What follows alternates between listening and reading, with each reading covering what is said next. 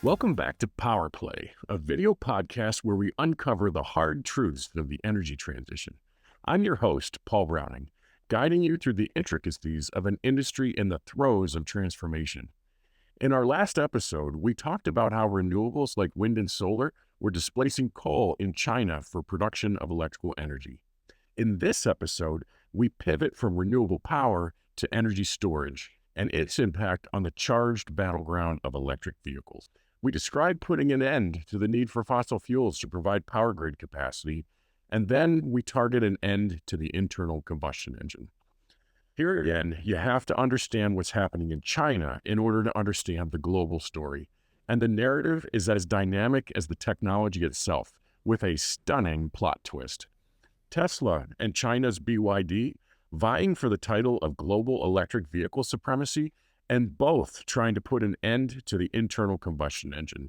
Each represents a paradigm shift, not just in energy consumption, but in the geopolitical and economic landscapes of tomorrow. So buckle up as we delve into a tale of innovation, competition, and the stark realities facing workers of the legacy automakers in places like Detroit, Stuttgart, and Tokyo. Remember that in episode 2, we discussed 3 hard truths. First, Chinese central planners have succeeded in dominating the PV solar supply chain by using a proven recipe. They combine low labor cost with advancements in factory automation to make sure that no one can beat their labor cost. They then use product-focused R&D to match and eventually exceed the product capabilities of other manufacturers. Their central planners provide a regulatory and policy environment that make it fast to build factories at a fraction of the cost of building the same factory in the West, and they offer low power costs and the support of their state-owned enterprises. 2, by supplying their low-cost products to early adopter markets in Germany and California, Chinese PV solar suppliers learned how to make renewable energy dramatically cheaper, and the world, now for the first time, has renewable energy that's less expensive than fossil fuel energy. And our third hard truth was that energy is not capacity, and both are important. So while renewables allow for reduced carbon emissions when the sun is up and the wind is blowing, power grids still have to rely on fossil fuels to provide capacity. The narrative of energy storage's rise in China mirrors that of PV solar. In the early days, when lithium-ion battery storage was expensive, Germany and California were early adopters, integrating these technologies into their power grids with the hope of using their first mover status to achieve manufacturing and technological leadership. But, as with solar panels, foreign manufacturers also had free access to those markets. And the early lithium-ion battery manufacturing leaders were actually in Japan and Korea, starting with products that were initially less sophisticated but significantly cheaper than their Asian counterparts. Chinese firms didn't sell much internationally, but they were able to sell their products within China. Using this domestic demand, Chinese manufacturers quickly began to scale up, driven by investments in factories, factory automation, and extensive R&D. Today, CATL, a Chinese giant, stands as the world's leading producer of lithium-ion batteries, offering products that are not only more affordable, but also perform better than those of other manufacturers. And now that lithium-ion batteries have become ultra-cheap, China is accelerating its own deployment of low-cost energy storage systems for its massive power grid.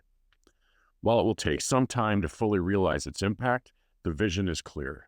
In the near future, China's power grid will boast sufficient energy storage to begin to materially displace coal's remaining role as a capacity provider.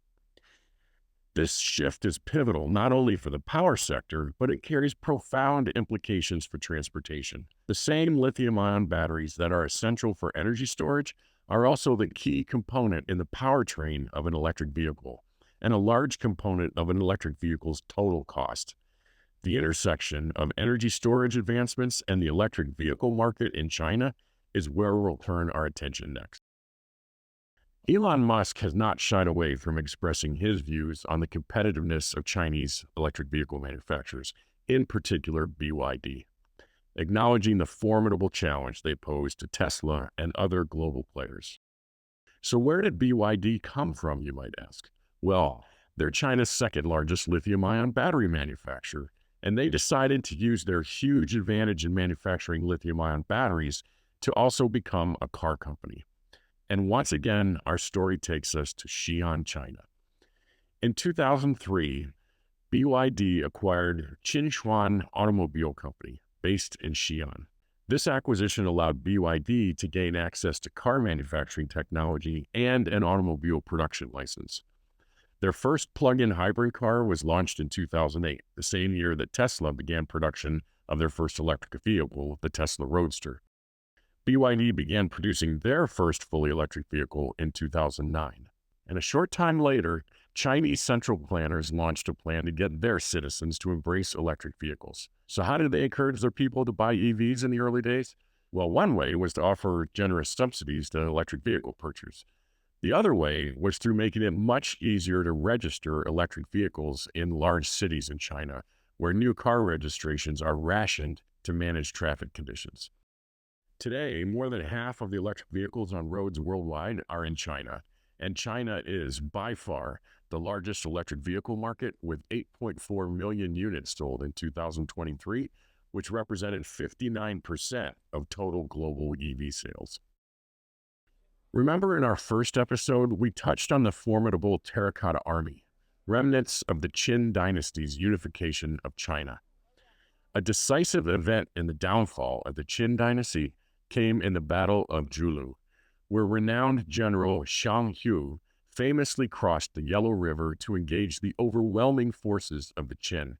After crossing the river, he commanded his soldiers to carry only 3 days of supplies and to destroy their cooking pots and sink their boats. This act ensured that his troops had no means to retreat, setting the stage for a do-or-die confrontation.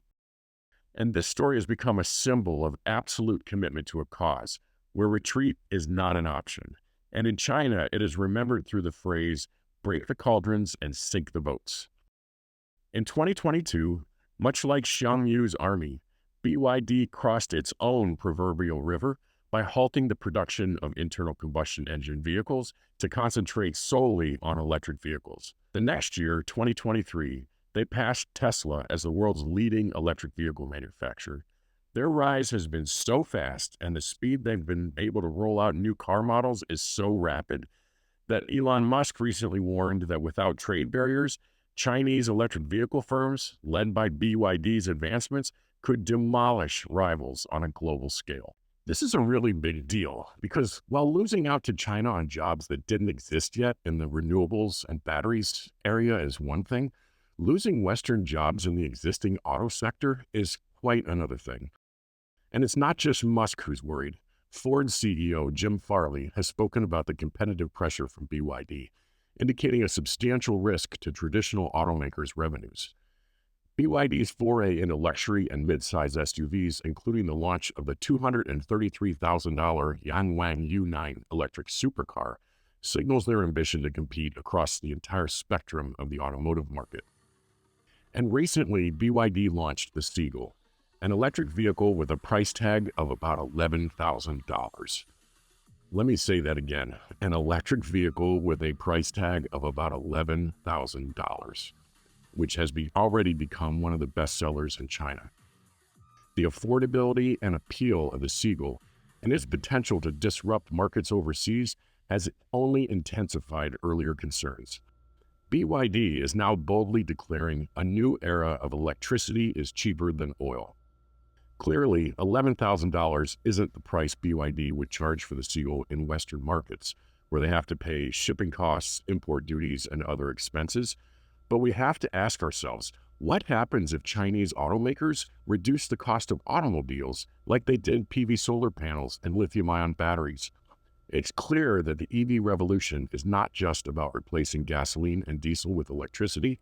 It's about maintaining competitive auto sectors in the US, Europe, Japan, and elsewhere. Of course, Tesla has a story at least as compelling as BYD. Spearheaded by CEO Elon Musk, Tesla focused from the start solely on electric vehicles, plus the energy storage and solar technologies associated with them. Tesla set aggressive growth strategies and focused how they could use battery technology to advance the range of electric vehicles. Today, Tesla has a valuation that exceeds the market caps of all the legacy automakers combined, positioning them at the forefront of this transformative era in transportation. Meanwhile, legacy automakers, if they continue their focus on internal combustion engine vehicles, they're basing their business plan on a shrinking ice cube. Electric vehicles already make up 15.8% of global auto sales in 2023, and current forecasts are that by 2035, EVs will make up 68% of global sales. And whether you're a Chinese company or a Western auto company, you're drawn to manufacture your vehicles in China by their dominance as a lithium-ion battery supplier. Last year, 65% of global EV production came out of China. 900,000 electric vehicles were exported from China, most of them by Western brands, including Tesla, SAIC, Geely, Renault, and BMW. So let's conclude by discussing some of the hard truths of episode 3. First, as with PV solar production, Chinese central planners have successfully dominated the lithium-ion battery manufacturing supply chain by initially meeting the demand of early adopters in California and Germany, and then capitalizing on their own huge domestic market after lithium-ion batteries became inexpensive. Second, because of this, China and the world now have a cost-effective alternative to fossil fuels for generating short-duration electrical capacity. Third, lithium-ion battery storage is not an affordable source of long-duration energy storage, and this is a topic we'll explore in future episodes. Our fourth hard truth is that China's dominance of lithium-ion battery storage has allowed Chinese manufacturers like BYD to sprint to the lead in electric vehicle production alongside Tesla. It has also caused Western auto manufacturers to move much of their EV production to China.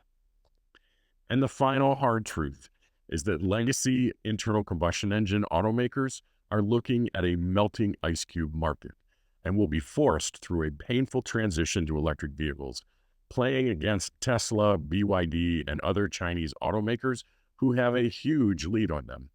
Millions of auto worker jobs are in jeopardy in cities like Detroit, Stuttgart, and Tokyo. These 5 hard truths, plus the 3 hard truths from episode 2, set the stage for the next episode of Power Play, where we'll explore the issue of speed. Why is it that Chinese manufacturers can build factories so much faster and develop new car models so much faster than we do in the West? And why is it that Chinese project developers can build high-speed rail, electrical transmission, and other energy infrastructure projects so much faster than we can in the West? And what's the implication if this difference in speed persists? I'll be releasing episode 4 on Monday, April 1st at 7 p.m. Eastern, and you'll get a new episode every Monday night after that. Well, that's a wrap on the 3rd episode of Power Play. Please post any comments, questions, or suggestions for future topics on my YouTube Power Play channel or on the LinkedIn post that I used to release this episode. I promise that every respectful, serious comment will receive a respectful, serious response. So, let's take another walk together as we continue traveling the world to find the hard truths of the energy transition, and we witness the unfolding of a new era for humanity and our planet. Let's go.